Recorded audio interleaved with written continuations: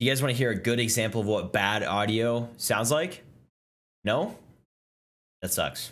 Hey, what's going on, guys? Welcome back to another video. This is going to be the first video of the new series titled 5 minutes of tips and tricks, where I'm going to try to release a 5-minute video every week to 2 weeks, giving you guys streaming tips.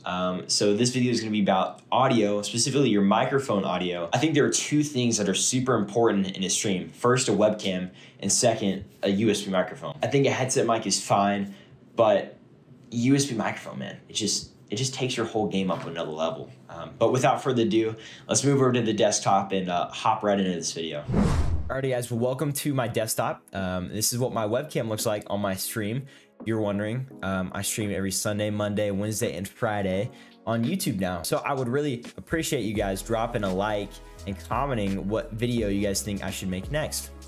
Future video coming up. So without further ado, let's hop right into how to set up your audio and make it sound better on stream. So first, we're gonna hop into settings and go straight to audio.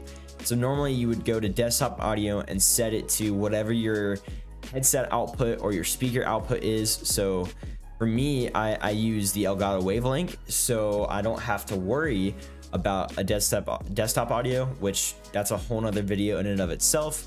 But then you're gonna come down to mic auxiliary audio, and you're gonna click click the box and find whatever microphone you're gonna use.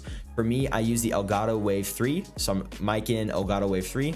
Perfect. Now that we have that set, we're gonna press OK, and then go to the audio mixer that's already right here. If it's not, it's gonna be under View, Docs, and then you want to click audio mixer, and that will bring your audio mixer up. And so you see right here, you can see the audio track that I'm talking on. If you want to click on where your mic is, like whatever audio track your mic is on, you want to click the little gear symbol and click filters. All right, now this is where a lot of people will get confused, but this is where you make your audio sound better. This is the most important part.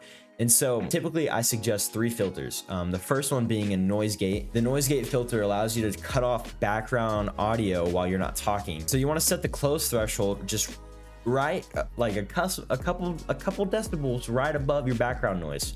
So that way, whenever you're done talking, it cuts and stops. And then you want to set your open threshold to a little bit higher decibel. So that way, whenever you start talking, it opens. The noise gate will open and allow that audio to come through and allow your stream to hear you talking. Moving on to the second most important filter, we have the compressor.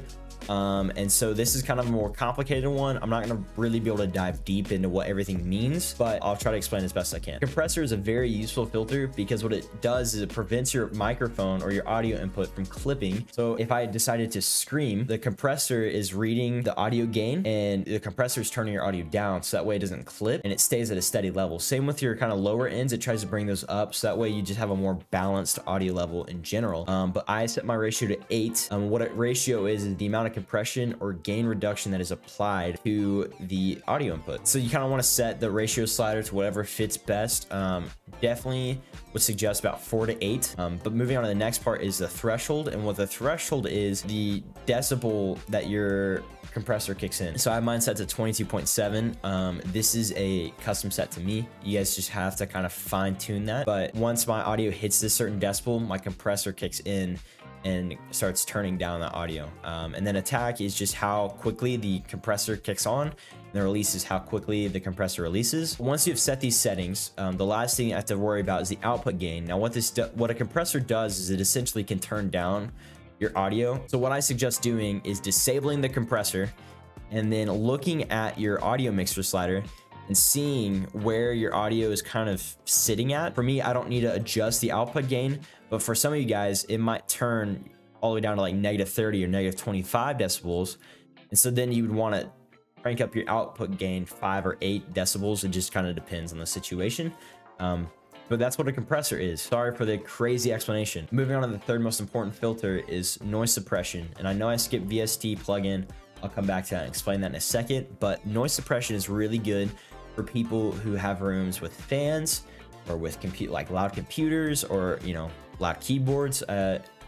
Noise gate will help with that stuff, but while you're actually talking, people can hear all of that. So noise suppression does exactly that. It helps reduce the noise that is in the background of your voice. Noise suppression is a great filter for the people that have rooms that kind of have an echo to it, that you can kind of hear your voice bounce off the back wall. Like for me, I have all this acoustic paneling on, but it's still the back wall. I can still kind of hear my voice bounce back towards me. And so noise suppression is great because it cancels that out and blocks it out. And so noise suppression also has a downside sometimes. Whenever you yell or kind of just don't talk loud enough, it kind of just messes up really, and it doesn't sound good.